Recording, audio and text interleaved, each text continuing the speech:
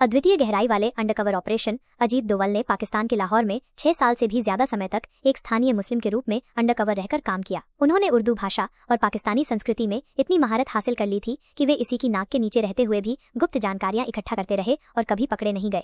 उग्रवादियों को मित्र बनाना। Mizo national front के विद्रोह के दौरान डोवल ने विद्रोहियों के बीच घुसपैठ की और 7 में से 6 शीर्ष कमांडरों को आत्मसमर्पण या भारत के पक्ष में आने के लिए राजी कर लिया। इस गुप्त ऑपरेशन की जानकारी वर्षों तक क्लासिफाइड रखी गई थी। पुलिस मेडल पाने वाले सबसे युवा अधिकारी -IPS सेवा में केवल 6 साल के भीतर ही डोवल को police medal for meritorious service मिला, जबकि आमतौर पर यह मेडल कम से कम 15 साल की सेवा के बाद मिलता है। कीर्ति चक्र पाने वाले पहले पुलिस अधिकारी। डोवल भारत के पहले पुलिस अधिकारी हैं जिन्हें कीर्ति चक्र मिला, जो आमतौर पर सेना के जवानों को दिया जाता है।